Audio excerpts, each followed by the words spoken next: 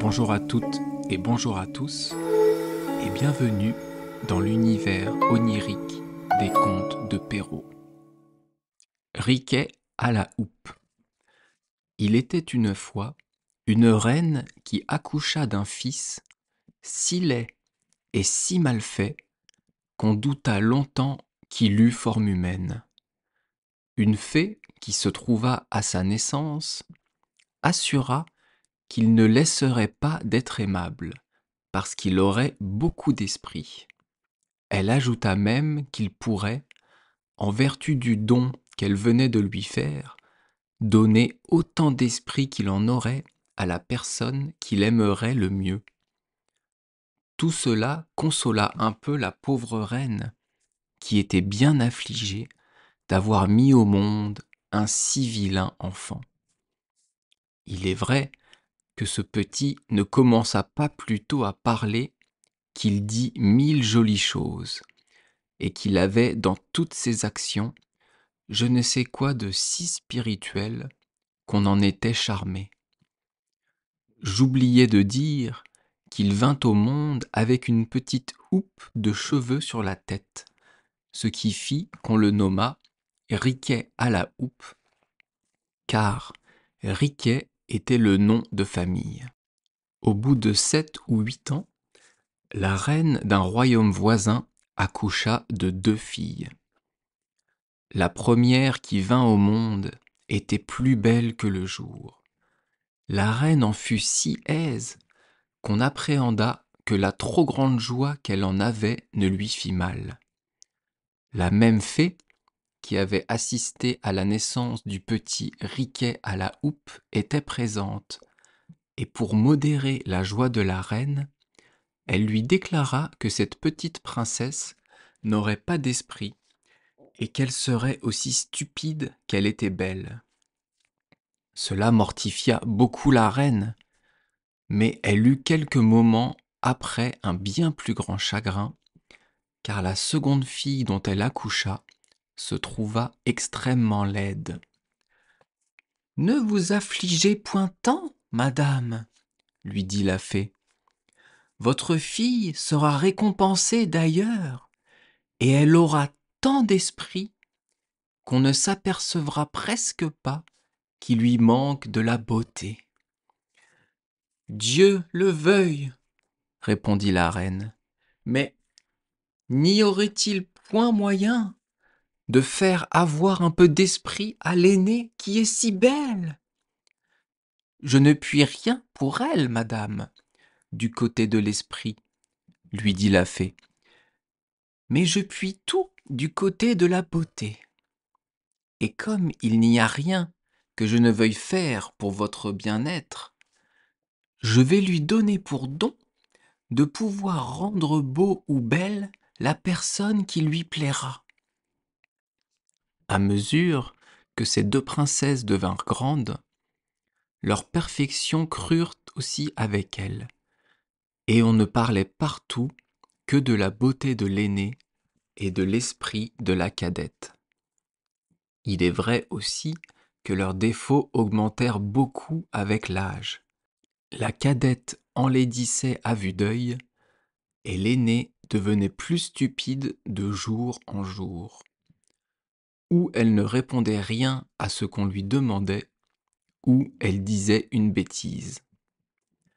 Elle était avec cela si maladroite qu'elle ne put ranger 4 porcelaines sur le bord d'une cheminée sans en casser une, ni boire un verre d'eau sans en répandre la moitié sur ses habits.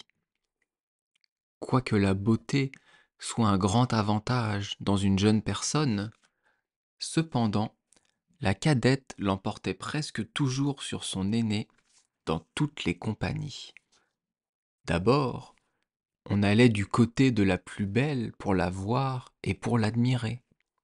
Mais peu après, on allait à celle qui avait le plus d'esprit pour lui entendre dire 1000 choses agréables.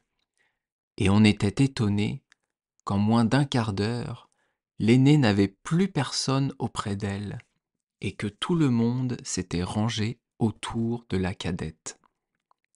L'aînée, quoique fort stupide, le remarqua bien, et elle eût donné sans regret toute sa beauté pour avoir la moitié de l'esprit de sa sœur.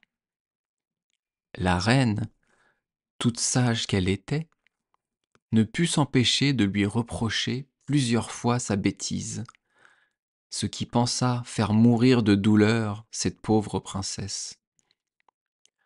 Un jour, qu'elle s'était retirée dans un bois pour y plaindre son malheur, elle vit venir à elle un petit homme fort laid et fort désagréable, mais vêtu magnifiquement. C'était le jeune prince Riquet à la houppe qui, étant devenu amoureux d'elle sur ses portraits qui couraient par tout le monde, avait quitté le royaume de son père pour avoir le plaisir de la voir et de lui parler. Ravi de la rencontrer ainsi toute seule, il l'aborda avec tout le respect et toute la politesse imaginable. Ayant remarqué, après lui avoir fait les compliments ordinaires, qu'elle était fort mélancolique, il lui dit : « Je ne comprends pas, madame, comment une personne aussi belle que vous peut être aussi triste que vous le paraissez, car, quoique je puisse me vanter d'avoir vu une infinité de belles personnes, je puis dire que je n'en ai jamais vu dont la beauté approche de la vôtre. » « Cela vous plaît à dire, monsieur, » lui répondit la princesse, et en demeura là. « La beauté, » reprit Riquet à la houppe, « est un si grand avantage qu'il doit tenir lieu de tout le reste, et quand on le possède, je ne vois pas qu'il y ait rien qui puisse nous affliger beaucoup. »« J'aimerais mieux, » dit la princesse, « être aussi laide que vous et avoir de l'esprit, que d'avoir de la beauté comme j'en ai et être bête comme je le suis.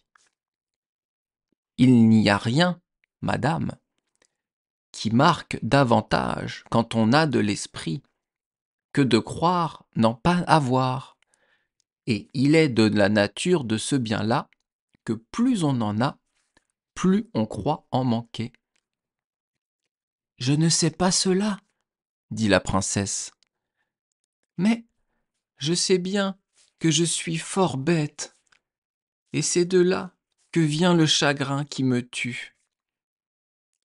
Si ce n'est que cela, madame, qui vous afflige, je puis aisément mettre fin à votre douleur. »« Et comment ferez-vous ? » dit la princesse. « J'ai le pouvoir, madame, dit Riquet à la houppe, de donner de l'esprit autant qu'on en saurait avoir à la personne que je dois aimer le plus. Et comme vous êtes, madame, cette personne, il ne tiendra qu'à vous que vous n'ayez autant d'esprit qu'on peut en avoir, pourvu que vous vouliez bien m'épouser. » La princesse demeura toute interdite et ne répondit rien.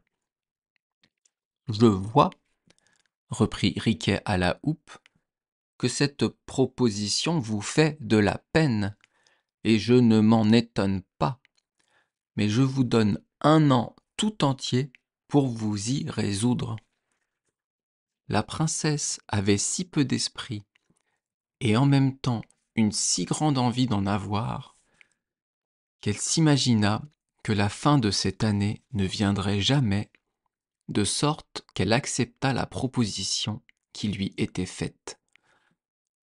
Elle n'eut pas plutôt promis à Riquet à la houppe qu'elle l'épouserait dans 1 an au même jour, qu'elle se sentit tout autre qu'elle n'était auparavant.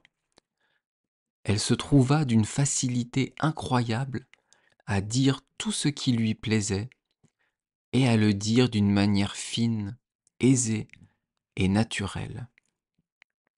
Elle commença dès ce moment une conversation galante et soutenue avec Riquet à la houppe, où elle brilla d'une telle force que Riquet lui-même crut lui avoir donné plus d'esprit qu'il ne s'en était réservé. Quand elle fut retournée au palais, toute la cour ne savait que penser d'un changement si subit et si extraordinaire. Car autant qu'on lui avait ouï dire d'impertinence auparavant, autant lui entendait-on dire des choses bien sensées et infiniment spirituelles. Toute la cour en eut une joie qui ne se peut imaginer. Il n'y eut que sa cadette qui n'en fut pas bien aise, parce que, n'ayant plus sur son aînée l'avantage de l'esprit, elle ne paraissait plus auprès d'elle qu'une guenon fort désagréable. La suite au prochain épisode.